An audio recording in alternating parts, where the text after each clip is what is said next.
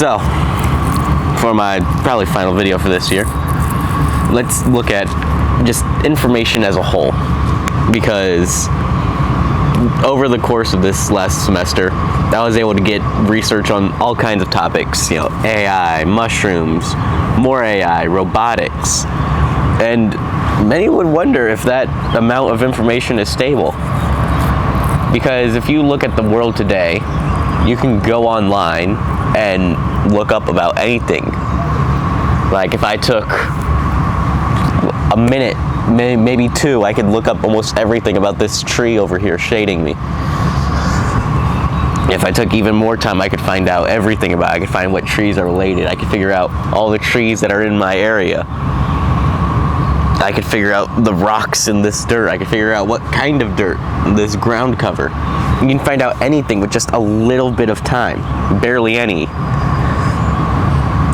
And with the rise of AI information and just the overall scary stuff on the internet, like hearing the details of how a mushroom can kill you, it's not always the greatest to let people just have unlimited access. With the growth of the internet as a whole and social media as well, social media plays a real key part in this, because most people don't just open up Google and just start typing stuff in. I mean, I do from time to time, but only when I'm like really bored, and it's not something most people just do in their free time. Oftentimes we'll pull up a social media app and we'll pull up something, we'll see it, we'll hear something like the moon is moving away from the earth and it's going to be gone eventually. We'll hear that and not think a second thought of it. And while yes, that may be true, A, you don't know the time frame, and B, you also don't really know if it's true. And that's just the key part. You don't really know much of anything until you have to do a deep dive. But with sponsorships too, being paid to appear higher up on Google, things can be problematic. For now, at least, we can still reliably fact check, just do your own research for a little bit. But overall, this information spread eventually could get harmful, because a lot of parents nowadays just let their children have the internet, being able to find out anything and everything with little to no restriction. And it's not hard to find stuff you don't want to see as a kid. It's really not. But with the shatter-net becoming a thing, the shatter-net is basically the internet, but instead of everything being connected, everything's separated, cut off, shattered. Every place has their own local internet, so that places can't access other places. And that's why a lot of people are scared of that. But governments are like, oh, well, we're gonna, block off this part of this stuff to protect kids and stuff. But A, that should be up to the parent, and B, I don't think the government should have that kind of access to just control our information. People talk about China all the time, but sometimes you gotta look at yourself. And overall, information spread has been generally useful.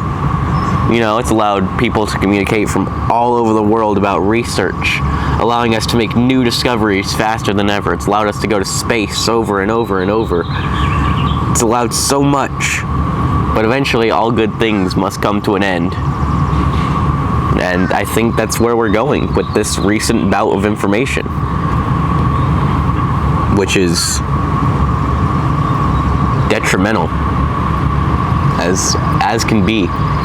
There's no real good way to say it, but we're probably screwed. Because you also have problems because you have the shatter-net, which could be a thing in a few generations even, where the government limits our information, or just general overall misinformation getting harder and harder with advanced AIs. And speaking of AI, let's touch on the dead internet, where even after humans are long gone, the internet will still continue to sustain itself based on itself. You can go to certain parts of Facebook and there'll be these AI generated photos. And to the average person, they look AI generated, but to some, they can't tell. So they give it attention, they give it traction, views. And then AI image scanners will scan it and use that to do the exact same thing and generate more views. But then the AI image scanners stumble upon AI images, and these images constantly get rewashed over and over, generating the same thing till it's corrupted and no longer humanly visible. But you'll notice these pictures are still getting traction because it's just the AI feeding itself. The machine has created its own cycle of sustenance, which is a terrifying thought.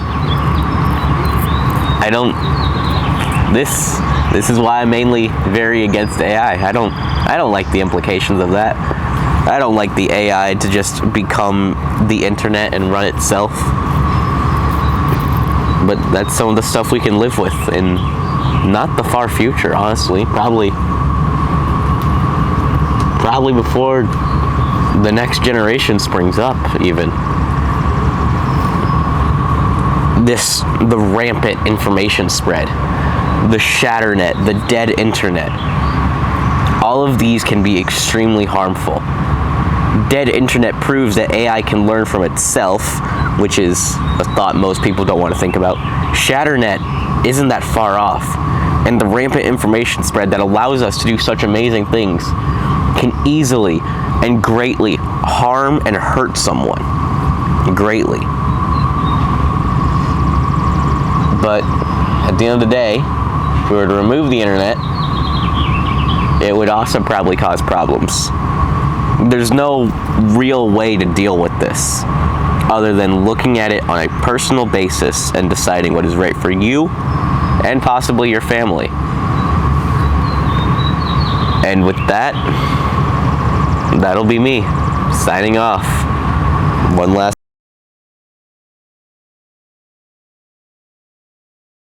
Another thing with the internet is all of this stuff is explained. Nothing has like intrinsic beauty of the unknown, from these simple flowers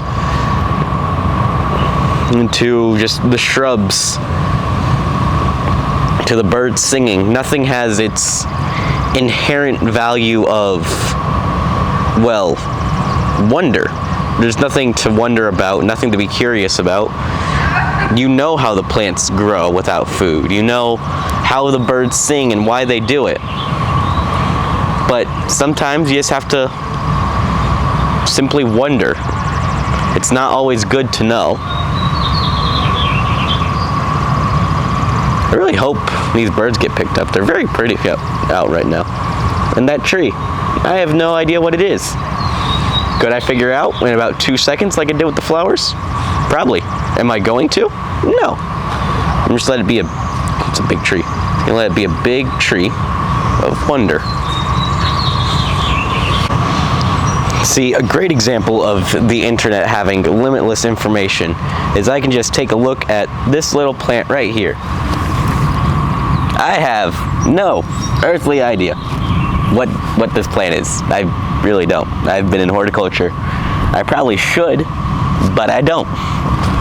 So you can just take anything, Google even, pull up image search, and take a photo of it, and just like that, it's a hemerocallis, or a daylily. Just seconds from a photo before you had to type words in, but now you can just take a photo. It's insane how much information has actually spread from the beginning of the internet. And at some point, it's going to get scary.